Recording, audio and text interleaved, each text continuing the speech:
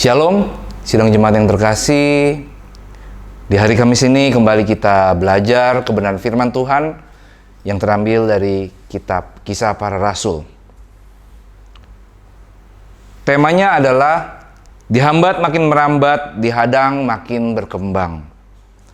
Nats terambil dari Kisah Para Rasul 8. Kisah Para Rasul 8 ayatnya yang pertama.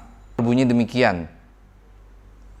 Saulus juga tak setuju bahwa Stefanus mati dibunuh.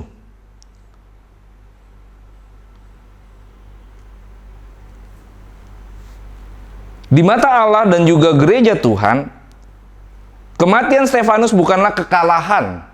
Tolong digarisbawahi. Kematian Stefanus bukanlah kekalahan, justru kemenangan. Itu sebabnya Stefanus mendapatkan peneguhan, diizinkan untuk melihat kemuliaan Allah dan Yesus yang berdiri di samping kanan Allah. Ungkapan Yesus berdiri bisa dipahami sebagai suatu penghargaan kepada Stefanus yang sudah rela mati demi menyatakan kebenaran Allah.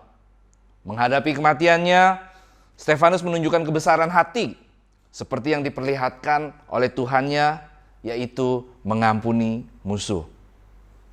Apa dampak kemenangan Stefanus? Pertama, Injil tersebar keluar Yerusalem. Lewat penganiayaan begitu dahsyat yang dimulai dari penganiayaan Stefanus, para murid dipaksa keluar dari kota itu.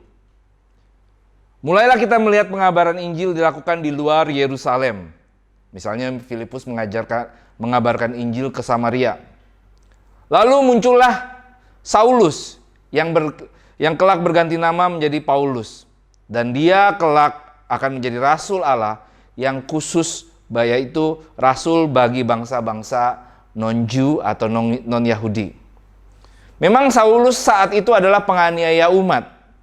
Namun justru lewat peristiwa perjumpaan dengan Tuhan, ia menyadari kekeliruannya dan dapat melihat serta menyadari betapa jahatnya ia.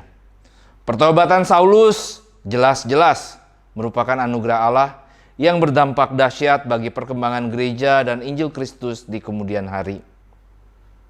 Saudaraku, kekristenan tidak mengenal yang namanya kebetulan. Karena Tuhan berdaulat atas sejarah hidup umat manusia dan Tuhan berdaulat atas sejarah gereja.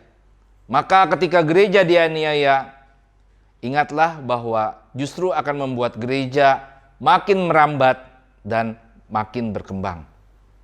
Karena itu, apapun tantangan dan rintangan yang menghadang, ingatlah kembali gereja Kisah Para Rasul, gereja mula-mula. Selamat merambat dan berkembang.